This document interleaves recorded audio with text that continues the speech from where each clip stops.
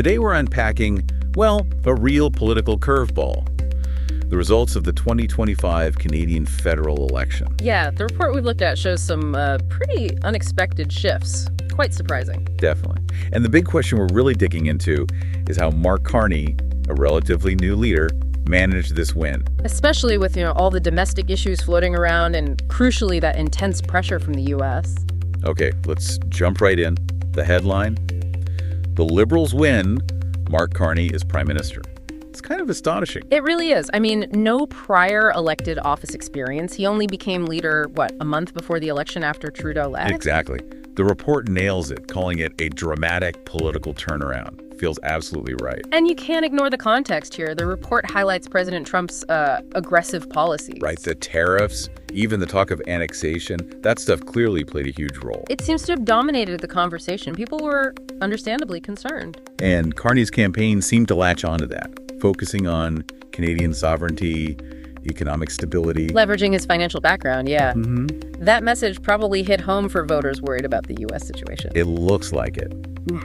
That idea of standing up for Canada against external pressure, it's a powerful theme. Mm-hmm. Now, let's look at the Conservatives. Pierre Poilievre. It's a bit of a paradox there. How so? Well, the party actually got its highest vote share since 1988. They gained seats. Okay, sounds good for them so far. But Poilievre himself lost a seat, his Carleton riding, which he'd held for a long time. Wow. So national gains, but the leader is out?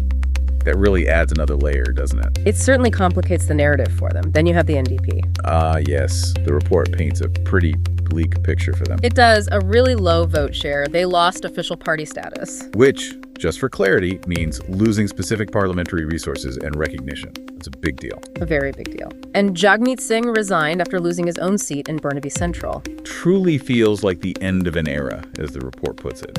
Raises big questions for them. Absolutely. What's the path forward for the NDP now?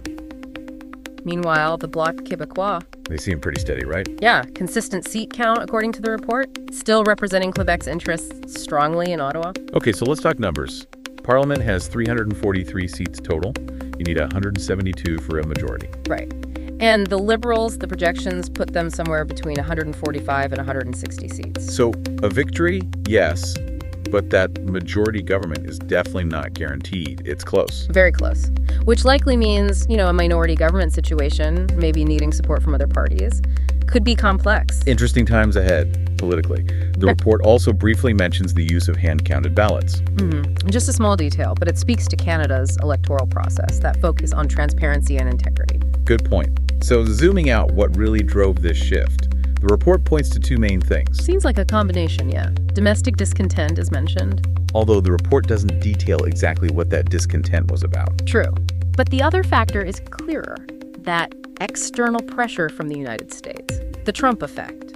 It really feels like many Canadians might have sort of rallied to the Liberals as the party to navigate that relationship. Faced with those threats, maybe voters saw Carney and the Liberals as the safer pair of hands, focusing on sovereignty. It's a powerful example of how international relations can directly impact domestic politics, especially for Canada, given its proximity to the U.S. Couldn't agree more. The connection is undeniable in this case. Okay, so let's quickly recap the key takeaways. An unexpected Liberal win with a brand new leader. The huge influence of U.S.-Canada tensions shaping the vote. A mixed result for the Conservatives' gains, with the leader losing his seat. And a really significant defeat for the NDP, raising questions about their future. The Bloc holding steady. And the Liberals falling potentially short of a majority. Which leads us to the final thought for you, the listener.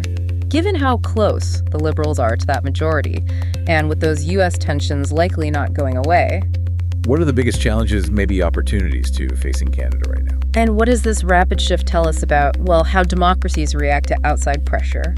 And maybe the appeal of new leadership when things feel uncertain? Definitely something to think about.